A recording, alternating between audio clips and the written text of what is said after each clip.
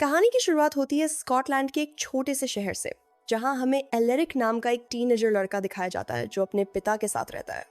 उसके पिता की बहुत बड़ी संपत्ति है।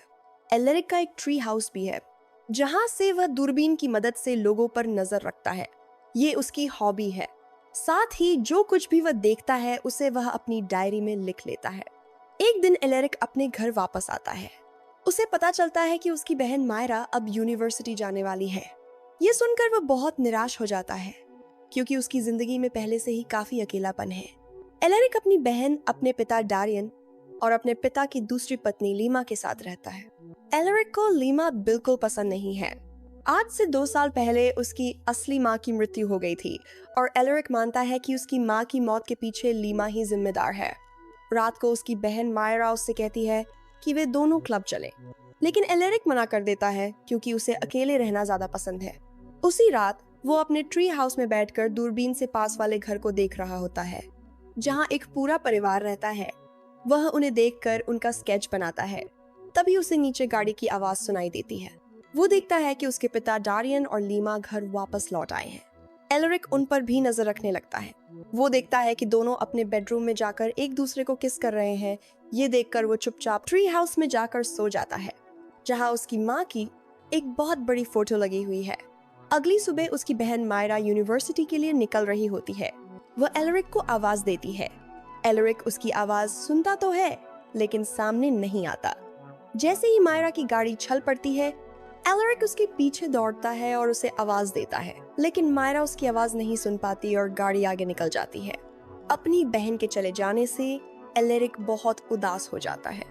उसी दिन दोपहर में जब वो अपने परिवार के साथ लंच कर रहा होता है, तो उसके पिता डारियन कहते हैं कि जिस तरह से तुम्हारी बहन यूनिवर्सिटी गई है, उसी तरह तुम्हें भी जाना होगा। तुम्हें नए दोस्त बनाने होंगे और अपनी कमाई का कोई जरिया ढूंढना होगा। लेकिन एलेरिक साफ मना कर देता है। वो कहता है कि वो न तो यूनिवर्सिटी जाना चाहता है और न ही नए दोस्त बनाना चाहता है। वो इसी घर में रहना चाहता है। दरअसल एलेरिक को लगता है कि लीमा उसे इस घर से निकालना चाहती है, इसलिए वो परेशान हो जाता है। शाम को जब एलेरिक वापस लौटता है, तो वो देखता है कि उसके पिता और लीमा उसी के बारे में बात कर रहे हैं। उसके पिता कहते हैं कि वो एलेरिक को समझा लेंगे। ये सुनकर एलेरिक वहां से चला जाता है और उस झील के पास पहुंच जाता है, जहां उसकी माँ की नाव 2 साल पहले डूब गई थी, जिससे उसकी माँ की मौत हो गई थी। कुछ देर बाद उसके पिता डारियन भी वहां पहुंच जाते हैं। एलेरिक अपने पिता से पूछता है कि क्या उन्होंने और लीमा ने मिलकर उसकी असली माँ को यहाँ डुबोकर मार दिया था। उसके पिता कहते हैं कि इस बात में कोई सच्चाई नहीं है। वे बताते हैं कि उस रात उसकी असली माँ को ही था। माँ ने बहुत ज्यादा नींद की गोलियां खा ली थी, जिसके बाद वो यहाँ आई और पानी में गिर गई। वो बाहर नहीं निकल पाई। एलेरिक को अपने पिता की बातों पर बिल्कुल भरोसा नहीं होता। उसे लगता है कि सच्चाई उससे छुपाई जा रही है। जब वह अपने ट्री हाउस में वापस जाता है, तो देखता है कि कुछ लड़कों ने उसका पूरा ट्री हाउस बर्बाद कर दिया है। उसकी सारी चीजें जमीन पर पड़ी होती हैं। मजबूर होकर वो अपना सारा सामान समेटकर घर ले आता है। इसी दौरान लीमा को एलेरिक की वो डायरी मिल जाती है, जिसमें वो लोगों के स्केच बनाता था और उनके बारे में हर छोटी बड़ी बात लिखता था। डायरी में लीमा के बारे में भी बहुत कुछ लिखा होता है, जिसे वो पढ़ लेती है। इसके बाद लीमा ट्री हाउस में जाती है, जहां एलेरिक मौजूद होता है। उसके हाथ में वही डायरी होती है। एलेरिक गुस्से में कहता है कि ये उसकी प्राइवेट डायरी है। लीमा ठंडे लहजे में जवाब देती है कि वो सब कुछ पढ़ चुकी है। एलेरिक को अपनी माँ की याद आ जाती है और वह भावनात्मक रूप से टूट जाता है। गुस्से और दर्द में वह लीमा पर चिल्लाने लगता है, लेकिन लीमा हालात को अपने काबू में कर लेती है। वह एलेरिक को डराने और मानसिक रूप से दबाने लगती है। वह कहती है कि अगर एलेरिक ने उसकी बात नहीं मानी, तो वो इस डायरी की बातें उसके पिता को दिखा देगी और उसे इस घर से निकाल दिया जाएगा। लीमा उसे साफ शब्दों में ब्लैकमेल करती है कि उसे घर छोड़कर जाना होगा। एलेरिक के पास अब कोई रास्ता नहीं बचता। अगले ही दिन वो ट्रेन पकड़कर एडिनबरा पहुंच जाता है।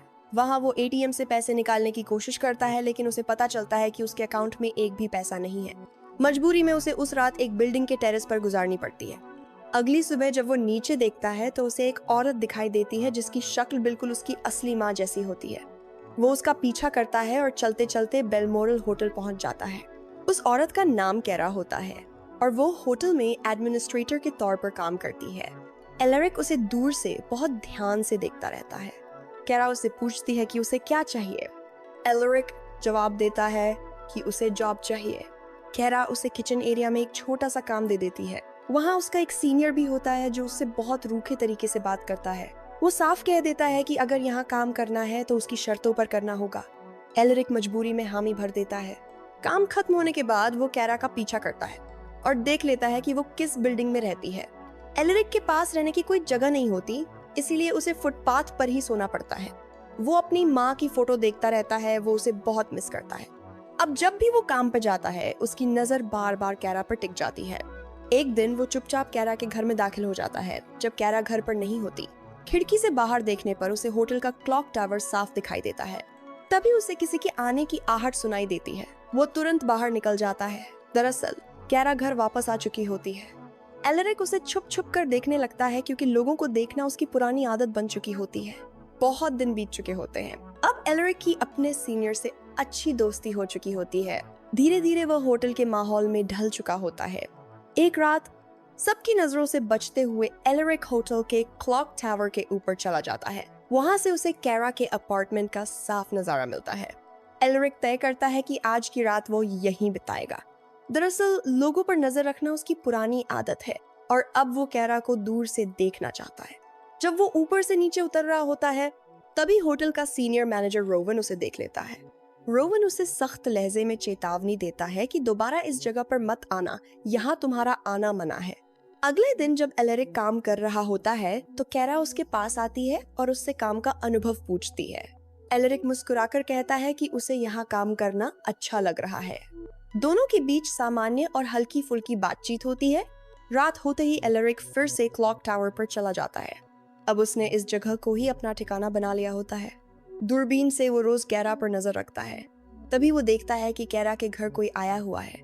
ध्यान से देखने पर उसे पता चलता है कि वो और कोई नहीं बल्कि वही सीनियर मैनेजर रोवन है। एलरिक देखता है कि कैरा और रोवन एक दूसरे के बहुत करीब आ जाते हैं। एलरिक उनकी बातें सुनना चाहता है, इसलिए वो चुपचाप कैरा के घर की छत तक पहुंच जाता है।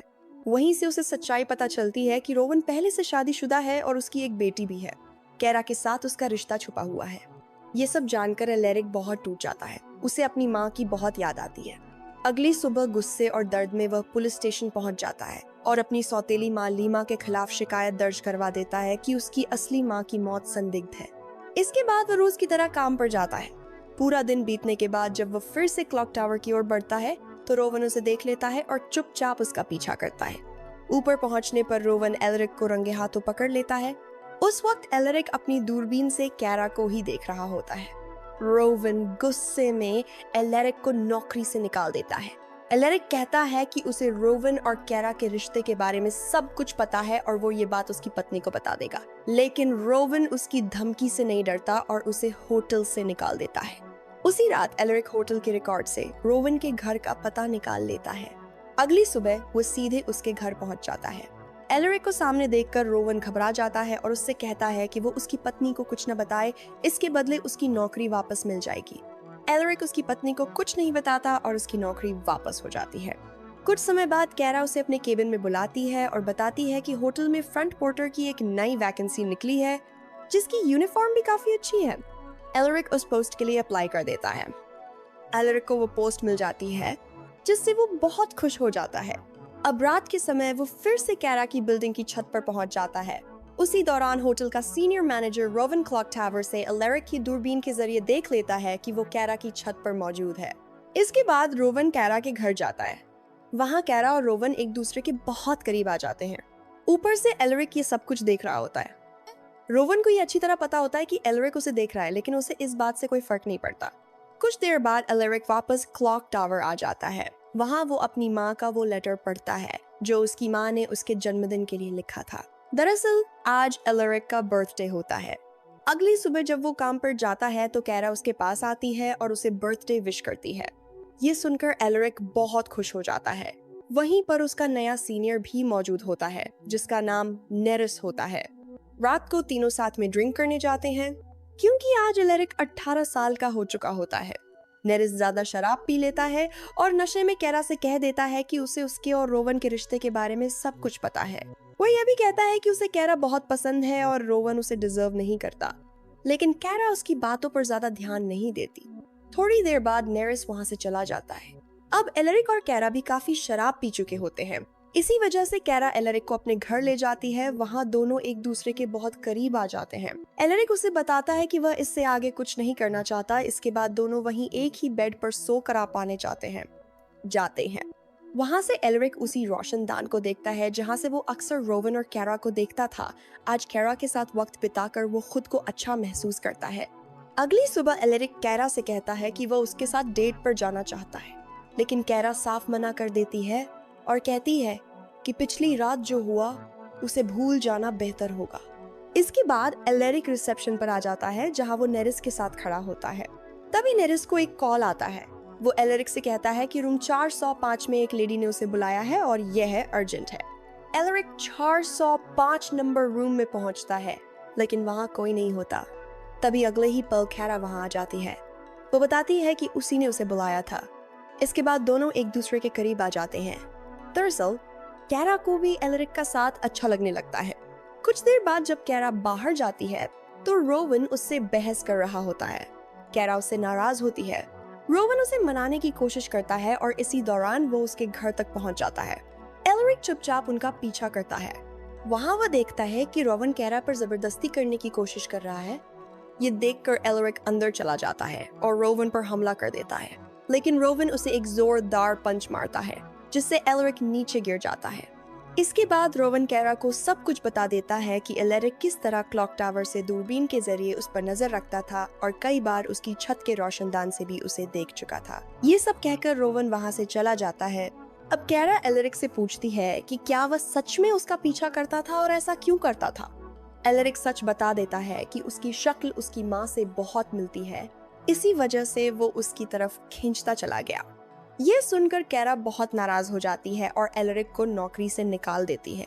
अगली सुबह कैरा जब होटल पहुंचती है तो एलरिक बाहर उसका इंतजार कर रहा होता है। वह उससे दिल से माफी मांगता है। एलरिक की हालत देखकर कैरा पिघल जाती है और उसे एक बार फिर नौकरी पर रख लेती है। रात को एलरिक कैरा के घर जाता है। उसके पास अपना सारा सामान भी होता है। वह उसे बताता है कि बचपन से ही लोगों पर नजर रखना उसकी आदत रही है। अपनी माँ को याद करते हुए वह बहुत भावुक हो जाता है। कैरा उसे शांत करती है और संभालती है। अगले दिन एलरिक कैरा को अपनी दूरबीन दिखाता है और बताता है कि वो किस तरह उससे दुनिया को देखता था। दोनों साथ में अच्छा वक्त बिताते हैं।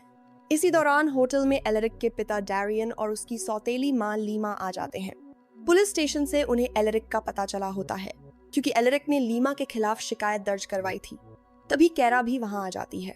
डैरियन जैसे ही कैरा को देखता है वो चौंक जाता है क्योंकि उसकी शक्ल उसकी पहली पत्नी से बहुत मिलती है, लेकिन वो कुछ कहता नहीं। वह एलरिक से एक प्रॉपर्टी के डॉक्यूमेंट पर साइन करवाने आए होते हैं।